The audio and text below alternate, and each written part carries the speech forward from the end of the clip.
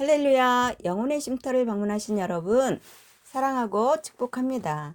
드보라 목사입니다. 평안하셨지요? 오늘은 시편 8편, 온 땅에 가득한 주님의 영광을 보라 라는 제목으로 은혜를 나누고자 합니다. 시편 8편은 온 땅에 아름다운 주님의 이름과 하늘까지 덮은 주님의 영광을 찬양하고 있어요. 그래서 주님은 어린 아이와 젖먹이들의 입에 권능을 세우셔서 이제 원수와 보복자를 잠잠하게 하시며 사람을 하나님보다 조금 못하게 하시고 영화와 존귀로 관을 씌우셨고 만물을 다스리게 하셨어요. 그래서 시인은 온 땅에 넘치는 하나님의 권능과 위엄을 찬양합니다. 여호와 하나님의 이름이 권능 있고 위엄에 차 있다는 근거는 단순히 피조 세계가 아름답다는 사상에만 있지 않죠. 온 땅에 드러나는 하나님의 통치 방식이 이러한 고백과 찬양을 토해내도록 시인을 감동시켰어요. 하나님의 통치 방식은 어린 아이와 젖먹이의 입을 통해 원수와 보복자들을 침묵하게 하신 것이고 또 인간에게 영화와 존귀로 관을 씌우셔서 만물을 통치하도록 하신 것입니다. 이러한 하나님의 통치 방식을 통해 우리는 두 가지 교훈을 얻게 되는데 첫 번째는 작고 연약하다고 낙심하거나 절망하지 말라는 것입니다. 하나님이 귀하게 보시는 것은 하나님을 의지하는 신실함과 겸손함이에요. 예수님도 어린아이의 믿음을 칭찬하시지요. 약한 자를 들어 강한 자를 물리치며 겸손한 자를 들어 교만한 자를 부끄럽게 하시는 하나님을 바라보며 우리는 새로운 희망을 가질 수가 있습니다. 두 번째는 존귀함과 더불어 인간이 받은 책임을 알아야 합니다. 인간은 하나님의 형상을 가진 존재이기 때문에 하나님은 인간에게 피조 세계의 모든 것을 다스리라는 통치권을 주셨어요. 이 통치권은 남용이 아니라 섬김을 위해 또 하나님이 창조하신 후 보시기에 좋았더라 하신 피조 세계의 모습을 회복하고 유지하는 데 사용되어야 합니다. 생태계 파괴와 기후 변화를 경험하고 있는 이때에 우리가 더욱 들어야 할 메시지입니다. 섬김의 리더십은 왕적 지위를 가진 모든 성도가 보여주어야 할 왕이 가지는 책임이자 의무이기도 합니다. 그래서 믿음은 세상을 새롭게 보는 눈을 선사하고 있어요. 이전에 단순한 배경으로 알던 풍경이 하나님이 만드신 오묘한 작품으로 다가오고 또 그것을 볼 줄 아는 사람은 하나님을 노래하며 찬양합니다. 오늘 시편 8편은 그 찬양의 세계로 우리를 초대합니다. 본문 말씀 보겠습니다. 1절에서 시인은 하늘 위에 높은 주님의 위엄과 영광을 찬양합니다. 여기에서 우리 주라는 말은 온 우주의 왕이신 주님을 부르는 칭호예요. 그래서 시인은 주의 이름으로 드러난 주님의 영광과 위엄이 온 땅을 가득 채우고 있고 저 하늘 높은 곳에도 주의 영광이 가득하다고 감격하여 찬양합니다.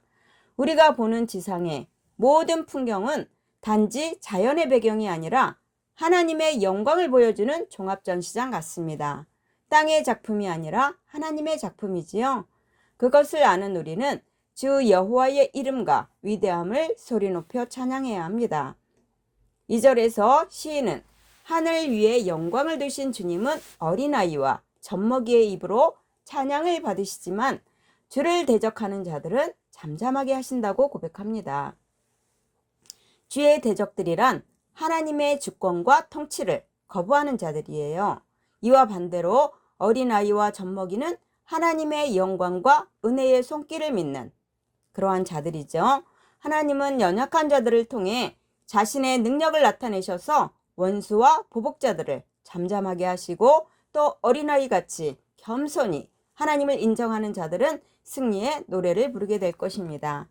3절로 4절에서 이제 시인은 우주만상을 창조하시고 미약한 사람을 사랑하시는 하나님을 찬양하고 있어요. 시인은 예술가가 자신의 손가락으로 작품을 만드신 것처럼 주님의 탁월한 솜씨로 우주를 만드셨고 달과 별들을 하늘의 창공에 고정시켰다라고 표현합니다. 그것들은 마치 밤을 밝히는 전등처럼 걸어두셨다고 묘사해요. 시인은 넓은 우주에 하찮고 미약한 인간을 두신 하나님을 생각하며 그의 사랑에 감격하여 찬양하고 있어요. 크신 하나님에게 인간이라는 존재는 아무것도 아니죠. 그러나 하나님은 그런 인간을 생각하시고 돌보십니다. 이것은 믿음으로만 이해할 수 있는 하나님의 은혜입니다. 5절에서 이제 시인은 계속 하나님의 은총을 노래하고 있어요. 그는 하나님이 인간을 하나님보다 조금 못하게 하셨다고 표현할 만큼 인간이 위대하다는 것을 강조합니다. 영화와 존귀로 관을 씌우셨다라는 표현은 인간이 다른 피조물을 다스리는 높은 왕의 자리에 앉았다는 뜻이에요. 보잘것없는 연약한 인간이 하나님을 대신하여 온 세상을 다스림으로 하나님의 영광을 드러내는 것이죠. 그러므로 우리의 삶은 하나님의 영광을 드러내라는 부르심에 대한 응답이 되어야 합니다. 6절로 9절에서 이제 시인은 주님이 인간에게 위임하신 통치권이 동물들을 다스리는 일로 나타났음을 찬양합니다. 시인의 관점에서 육축을 다스리는 능력은 인간의 능력 중 최고의 것입니다. 그래서 인간은 하나님의 위임을 받아 땅을 다스리고 문화와 문명을 일구어냅니다. 그것은 단지 생계의 수단이 아니라 하나님의 영광을 드러내는 인간의 소명이지요. 마지막으로 시인은 처음과 같은 표현으로 온 땅에 가득한 하나님의 영광을 다시 찬양하고 있어요.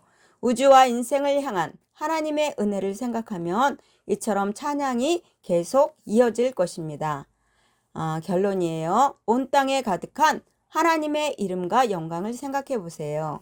우주보다 크신 하나님이 연약하고 보잘것없는 인간에게 자신을 알려주시고 또 죽을 수밖에 없는 인생을 돌보아 주십니다.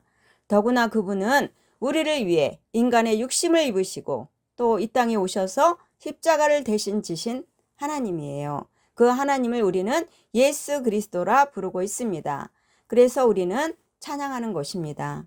영혼의 쉼터를 사랑해 주시는 여러분 모두에게도 이러한 은혜가 임하시기를 예수님의 이름으로 축원합니다.